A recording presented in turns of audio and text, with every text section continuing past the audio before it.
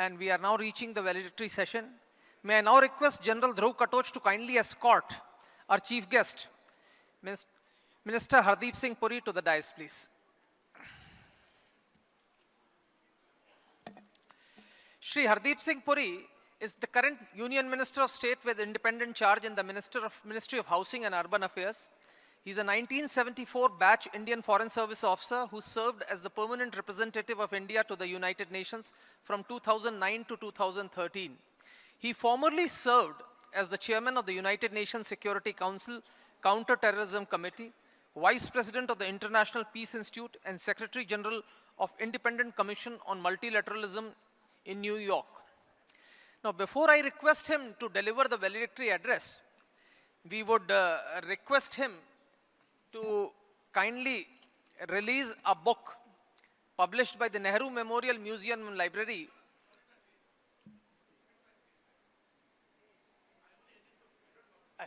Okay. Edited by Shri Shakti Sinha and Professor Himanshu Roy.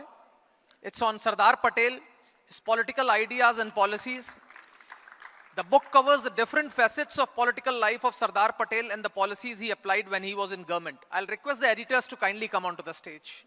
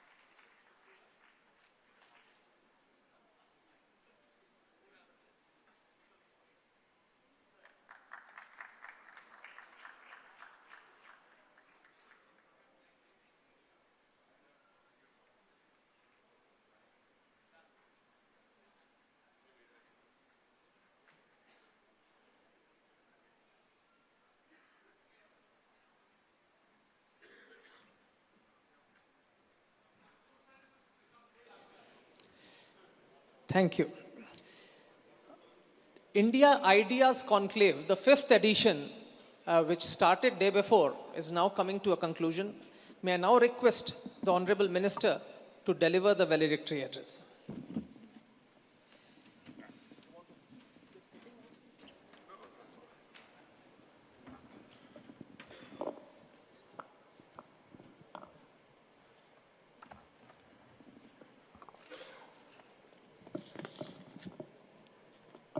Good afternoon.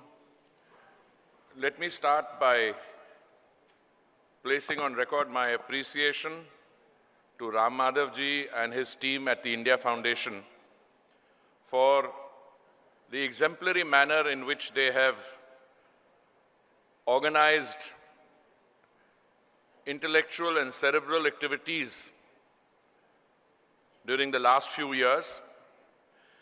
I've had the privilege of participating in many of these events well before I returned to India on a long time and secure basis.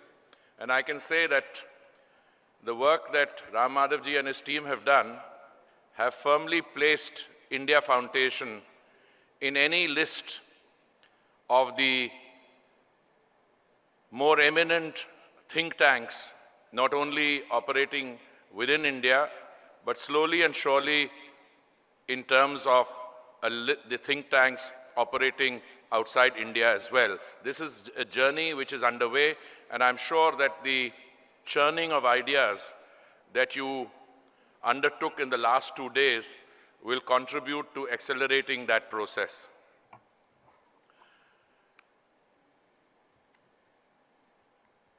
Most of us perhaps underestimate the power of ideas. An idea is qualitatively different from knowledge or discovery.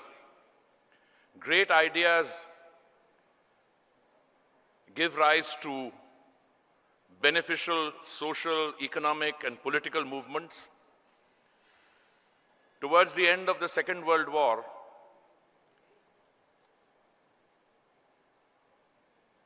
many people gathered at San Francisco to sign the UN Charter. What was the central idea behind the establishment of the United Nations? To my mind, that central idea was to save succeeding generations from the scourge of war. And the fact that there has not been another major outbreak of hostilities on the scale of the Second World War could be regarded as a contribution of the United Nations. The cynics amongst us, including some of my disarmament friends sitting here, might argue otherwise, that the absence of another major conflict along the lines or on the scale of the Second World War was perhaps due to the fact that deterrence was provided by nuclear weapons. But whatever be the case, I think powerful ideas result in great institutions, they result in great and beneficial developments. In 2020, that is 2 years from now, we will be celebrating 70 years of the Constitution of India. And in 2022, we will be celebrating 75 years of our existence as an independent country. We are today the world's largest democracy and the fastest growing economy in the world.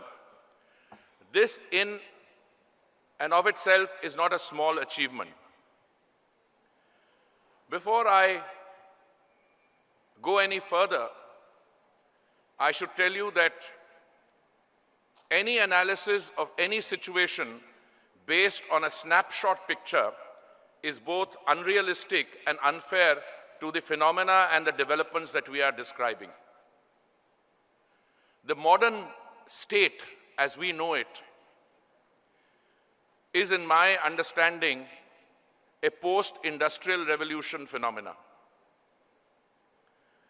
The Industrial Revolution, I, as a student of history, along with my other friends, place roughly at 1750 to 1780. Many of our friends, especially the ones who are of the liberal and left-of-center persuasion, who get easily fascinated by what was described as the emergence of the Western liberal democratic order, think that democracy came to India thanks to the writings of the Western philosophers or liberal political thinkers. Nothing could be further from the truth. There is evidence that democracy in India existed as far back as 326 BC.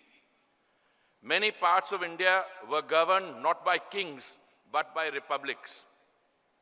The Greek historian Diodorus Siculus, while studying Alexander the Great's attempt at invading India, found that most cities in the north and west of India had well-functioning democratic systems.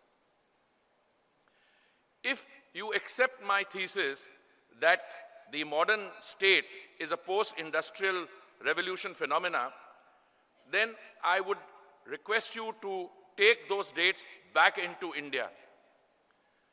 The Cambridge historian Angus Maddison said that sometimes around that period, 1750 or so, India's contribution to the global GDP was 27%. After 190 years of colonial exploitation, and I choose my words carefully, this had dropped down to 3% of the global GDP. In other words, the downward spiral over a period of 190 years, even the 70 years of our existence as an independent country, we have not been able to correct it. And I believe we will need to correct that. One of my senior colleagues in the government, the finance minister who was addressing you yesterday, addressed this theme from another angle. And I believe the National Security Advisor, who was speaking at a public function, reiterated the need for 10 years of stable, strong government in order to overcome the developmental challenge that we face. I want to add to those two contributions with a small suggestion from my side. When we became an independent country in 1947, after a period of 190 years when decision-making had effectively been taken away from those who cared for the country, and we were thrust in a typical colonial mode, state capacity at that point of time was weak. State capacity even today is not adequate. And there are many reasons for that. Today, we are a $2.7 trillion economy. We are growing well at a rapid rate, 7% plus, but our per capita incomes are low. Even when we become a $5 trillion economy by the year 2025, and our per capita income doubles, even then, the state's capacity to provide the essential requirements for existence will be enhanced but not adequate. It is only when we become a $10 trillion economy by 2030 that I believe the state will have the resources in the normal course in order to be able to provide amenities to its growing citizenry at a level which could be called satisfactory by global standards. What does this mean in practice? What this means in practice is that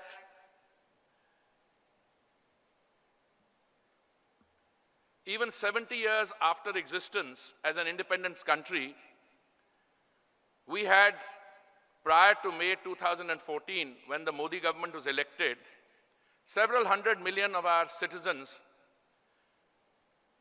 still without individual household toilets and public toilets and community toilets. Therefore, speaking from the ramparts of the Red Fort on August 15th, 2014, the Prime Minister said that it was his dream that by the time we celebrate the 150th birth anniversary of the Mahatma on 2nd October 2019, India should be 100% open defecation free and should have 100% solid scientific waste management. We are well on the way to achieving that.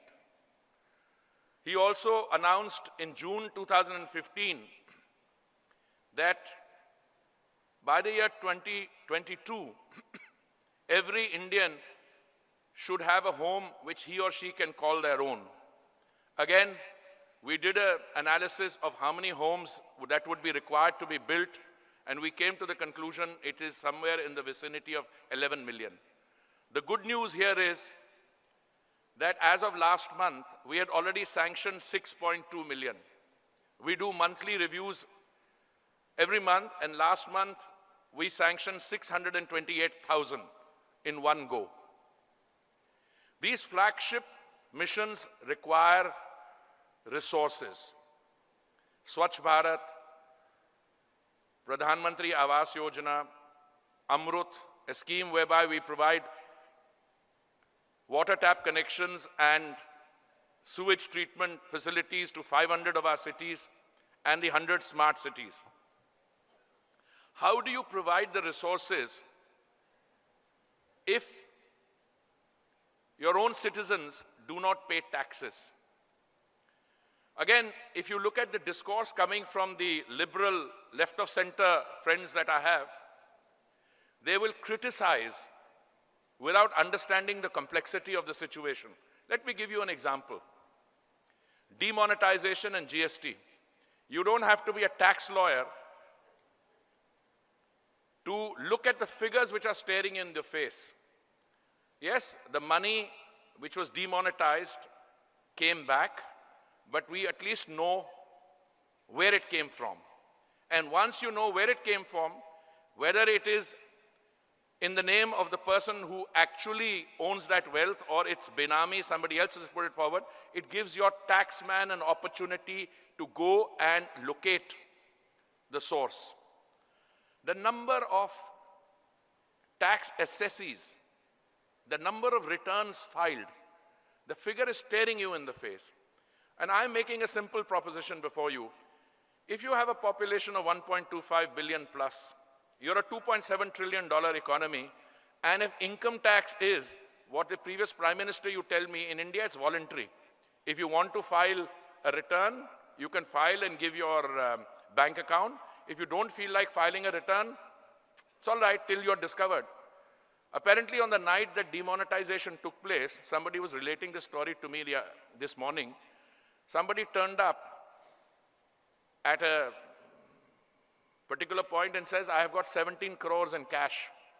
He was asked the question, how did you do it? He said, no, I've been running my business for years. He said, how did you manage to do that? He said, well, all the transactions were in cash. That, ladies and gentlemen, is the change. If you want to prepare for a country that will be a $10 trillion economy, that will give each of its citizens world-class amenities, homes which are green and resilient, a good healthcare system, a top-of-the-line education system, then your citizens have to be partners and stakeholders in the creation of a kind of state capacity. Now, this discourse which comes from my friends on the liberal left-wing center, I mean, some of them are my closest friends. They view the state in the same intellectual terms with the same coordinates that the state was viewed in Western political philosophy.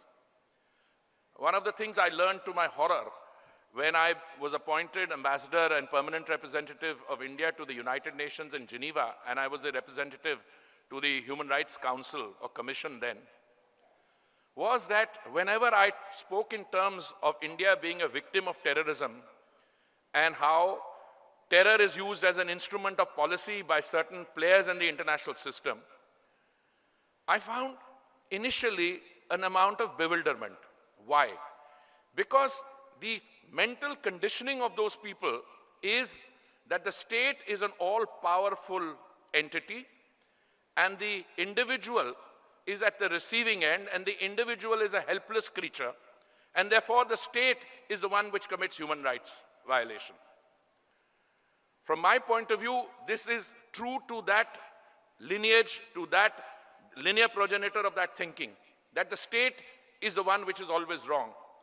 Has anybody bothered to analyze what we have done to the state after 190 years of colonialism and 70 years of a flawed narrative? So you can, as my friend and senior colleague Arunji pointed out yesterday, I mean, social activism can be a camouflage for taking a pot shot at the state. We argued, and successfully, in international fora, and I think that discourse is beginning to change, including in the West. I used to tell my hosts when I was accredited to the Court of St. James in London, I said, your democratic freedoms are being misused by those who say that this is about human rights. And they know what happened. 9/11, successive problems there. The state must have the capacity. Why do I keep coming back to state capacity? For a very simple reason.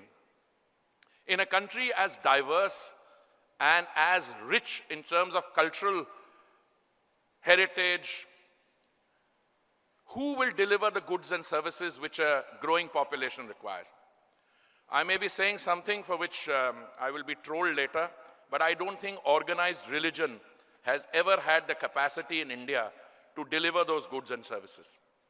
And if you have on top of that a situation where organized religion, to the extent that I understand what organized religion is pilloried at every stage, and you are made to feel persecuted as a member of a majority religion, I don't see how you'll organize yourself. And if organized religion fails, who takes over? It is the con man who takes over. By the con man, I mean all the deras which come into being, all the babas, etc. To me, the biggest insurance against a massive con job at the society and at the level of delivery of goods and services is to have state capacity where the state, as a secular state, can deliver basic goods and services. And I think there is no option to that.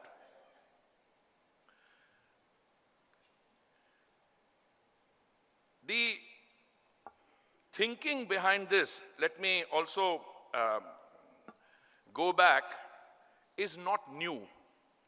In fact, those who contributed to that evolving idea of India, Mahatma Gandhi, Vinoba Bhave, Deen Dayal Upadhyay, saw this to come. But they saw it in the 40s and 50s. In fact, when the United Nations General Assembly adopted the 2030 Agenda or the Sustainable Development Goals in September 2015, those Sustainable Development Goals actually echo the work done by the Mahatma Vinoba Bhave, who had sought Sarvodaya through Antyodaya, or leaving no one behind. And that, to me, is the new idea of India which is developing, and that is an idea which the Prime Minister talks about in terms of the new India by 2022. By the time the UN completes its work on the Sustainable Development Goals by 2030, India will have 600 million of our citizens living in urban spaces. In 1947, the number of people living in urban spaces in India was 17%. That was 17% on a population base of something like 300 plus 350 million or so. The latest census we have is the 2011 census, which showed the number of Indians living in urban spaces at 30%. But that 30% was already on a population base of 1.25 billion. A previous government in 1975 tried to do away with the chapter on civil liberties. And they decided, in the interest of efficiency and modern urban management, that they would pick people up from the slums and try and locate them 100 kilometers away. That idea did not work then, and that idea will not work now. That idea will not work ever, because the democratic quotient in our society is so high that it is central to that democracy that any Indian can live in any city he or she wants. Now, with the contribution of agriculture to the GDP coming down, it's about 12 or 14% now. Is it any surprise that people will pick up their bag and baggage and move to urban areas? Therefore, we have no option but to provide decent ease of living to the people moving in from the rural areas to the urban areas, and that is where the good news starts, and that's where the good news, where the good developments are taking place.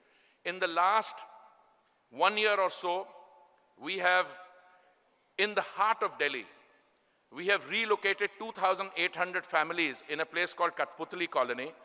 We have relocated them temporarily away, and by March 2019, we will bring these 2,800 families into new homes in green and resilient buildings. Earlier, the place had filth and squalor. The distance between the water pipe and the sewage pipe was almost non-existent. And we're doing this in other parts of the country. We've done it in the heart of Bengaluru, where a slum in the center of the city has been converted into a green and resilient building which houses 8,600 central government employees. We're doing this elsewhere as well. When I was a new minister, I used to take great pride in talking about the Pradhan Mantri Awas Yojana.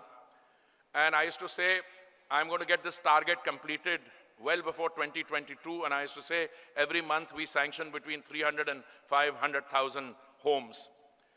I once called my officials and asked them, listen, you guys, I hope you're not egging me on and we don't have a situation. And I was told, no, you may actually be erring on the side of caution. And that was proved right when last month we signed 628,000. Now let me tell you a little bit about a home. It is very fundamental. It is also very transformative. My previous generation came in as refugees.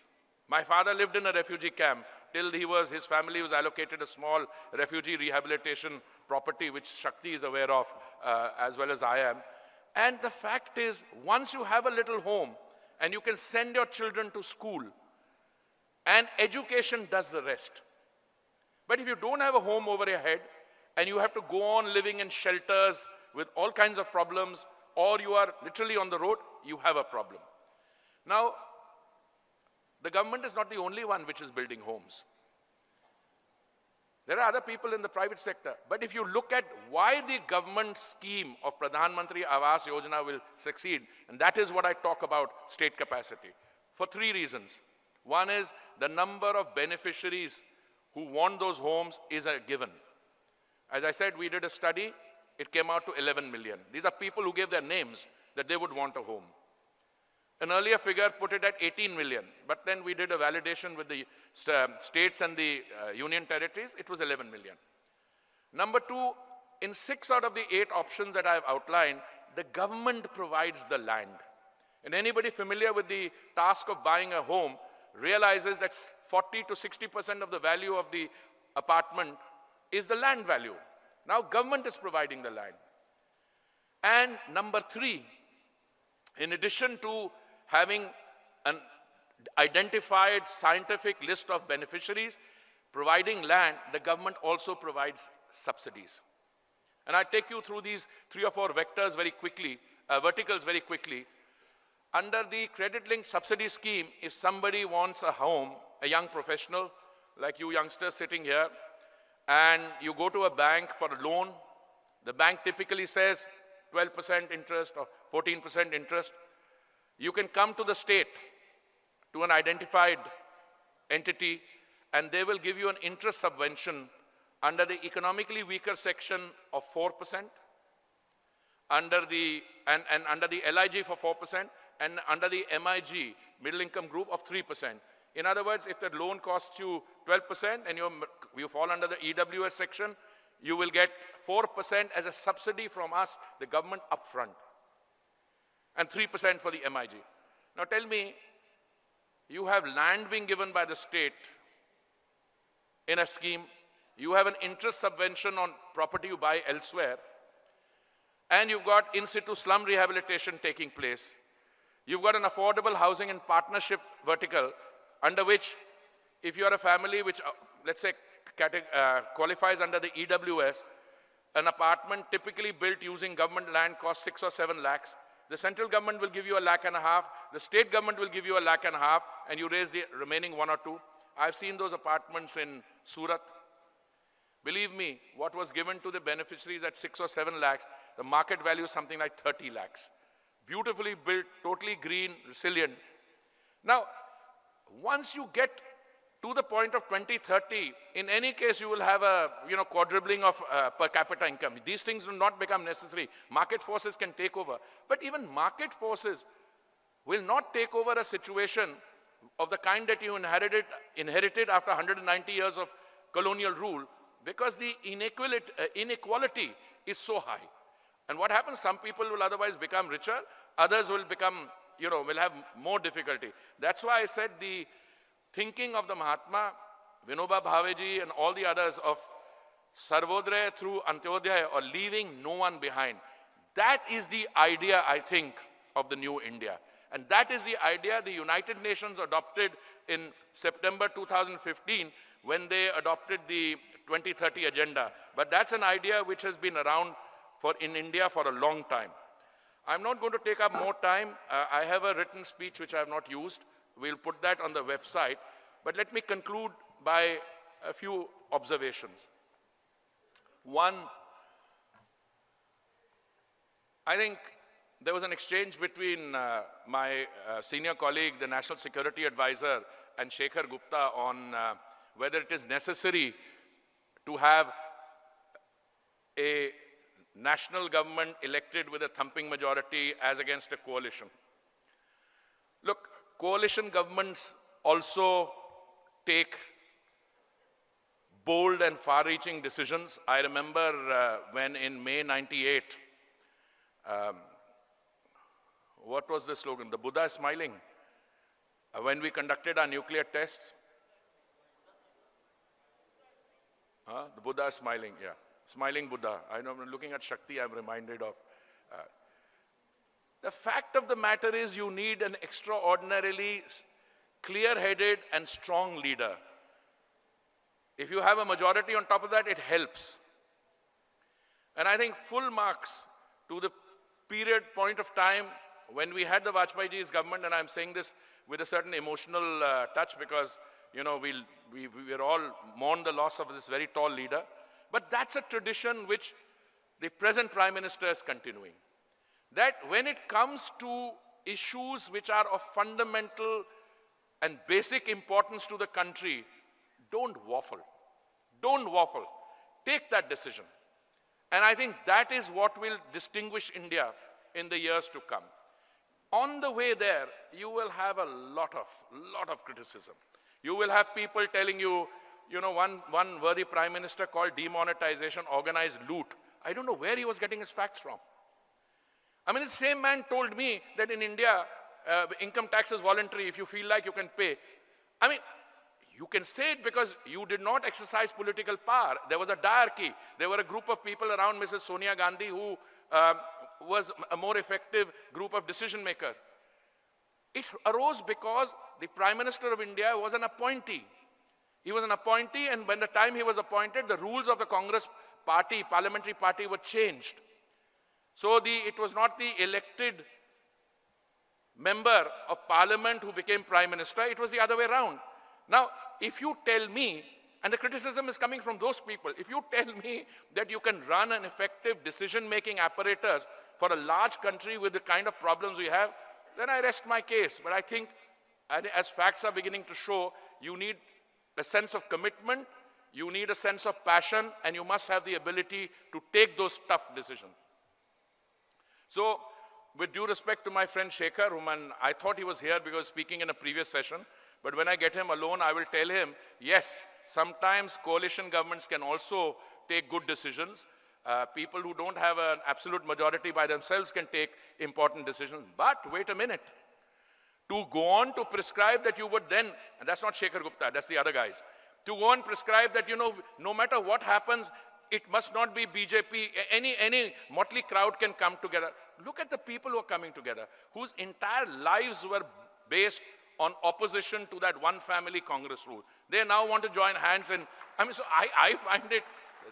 Second point I wish to make to you is that we are slowly heading into a new kind of territory, where the source of criticism coming from a small part of Delhi, which we are familiar with, which has the name of a particular gentleman, although my friends who are educated in you know, town planning and architecture tell me that actually the name is inappropriate even for that part of Delhi, Lutyens Delhi, or they call it Lutian, I don't know.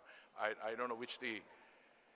Look, the discourse in 2019 and elsewhere will be determined by how many gas connections you give, how many Shauchalaya you build, how many Pradhan Mantri Awas Yojana, you know, Ayushman Bharat. That is what aspirational India is looking for.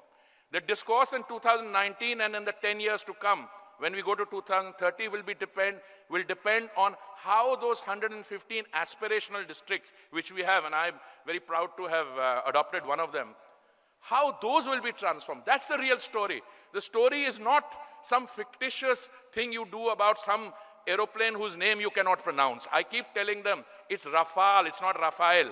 Rafael is a Latin American name. If you have connections with Latin America, otherwise, then that's a different thing.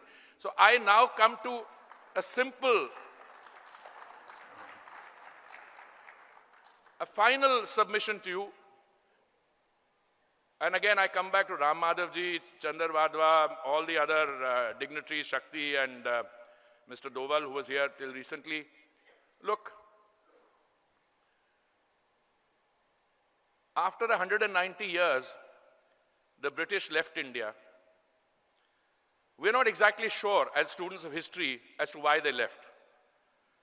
They didn't leave India because that elitist group of lawyers around Annie Besant formed something called the Indian National Congress.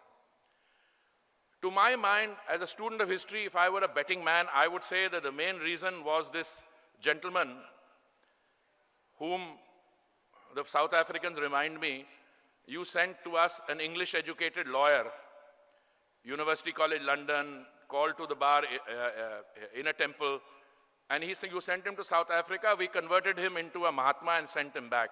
I think that fusion he produced between those elitist lawyers and the people, the masses of India, through those social mobilization, through the non-violence, that is what determined the shape of India's national movement. And I must say, there must have been some contribution from those Indian soldiers, Indian troops, working for the British war effort in 1914 onwards. But when it came to the Second World War, those people were beginning to revolt. So the idea of India germinated across those spectrums. But there's a problem. When the British elite left India, they left behind an identical mindset thinking Indian elite, which had been, how do I put it, which had been, I wouldn't say subverted. Subverted is too strong a term, but which had been strongly conditioned by that thinking of Western liberal, there's characters called Mr. Macaulay, who came along, who in 1835 produced a minute on English education. But I want to conclude with just one thought. This period that we are talking about here, how much of India's civilizational history does it represent? I would ask you to take a guess. My own view is that if you think Indian history is, 7,000 or 8,000 years old, then this period represents only 1% of our civilizational history.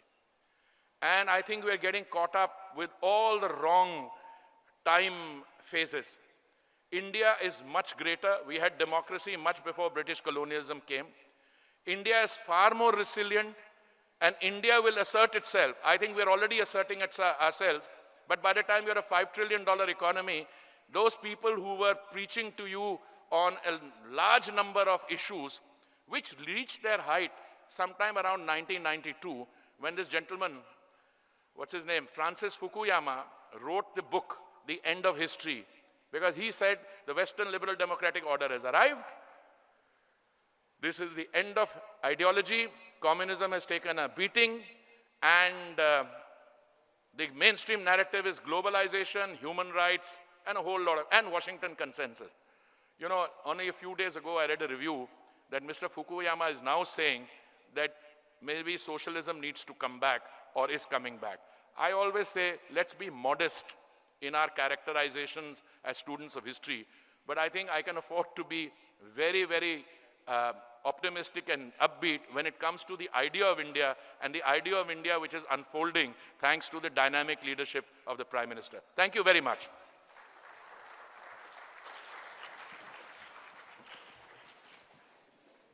I'll request Sri Chandra Wadhwa to kindly felicitate the Honorable Minister by presenting him a memento.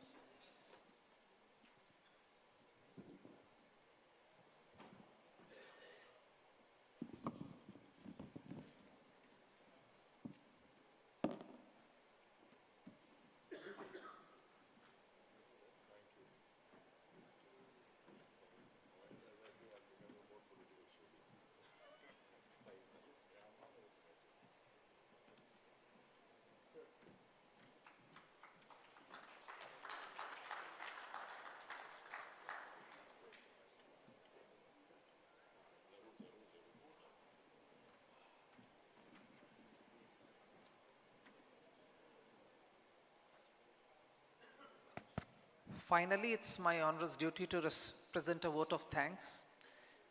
This 5th edition of India Ideas Conclave, which started day before, comes to an end with this particular session.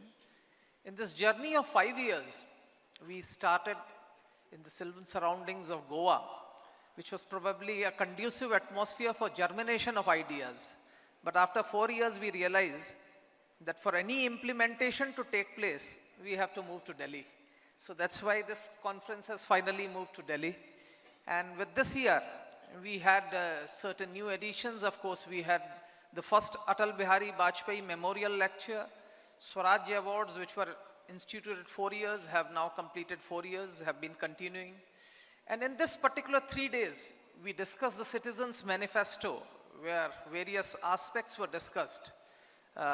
Agenda for national unity, agenda for peace. You name a thing and it was done. I know for these 3 days, we started from 8:30 in the morning and on some days went on till 11 in the night. I know it's been a little tough on some of you, but I think time has come to thank you. This conference has been a success, primarily because of the eminent speakers who came and addressed you all. And I'd like to thank the Honorable Minister who's present here. We also had a number of other eminent speakers, including the former Prime Minister of Nepal, Bhaiyaji Joshi ji, Sarkar of the Sangh. We had Arun Jaitley ji to deliver the first Atal Bihari Vajpayee Memorial Lecture. We had Yogi Adityanath who came to interact with you. A large number of ministers, academics and scholars. And this conference would not have been successful without you, ladies and gentlemen, the delegates who have come from different parts of India, some of you from abroad. I'd also like to thank this hotel, Hotel Andaz. I think many of you may not have seen this hotel before this. This has been a nice facilities that we have got. I think an excellent environment for this conference. Our sponsors who ensured that this conference could take place. And finally, our event manager, Expert Conferences. And I'll be failing in my duty if I don't thank the Team India Foundation, especially Shri Ram Madhav, whose idea was this conference and actually who's been the main force behind this particular conference. I'd also like to thank my fellow directors and the team of India Foundation, especially the team which was working on this, Aditya, Diksha, Nawang, and all those who were working on this. Thank you so much. With this, the conference comes to an end. We'll request you all to join us for a cup of tea outside after this. Thank you so much.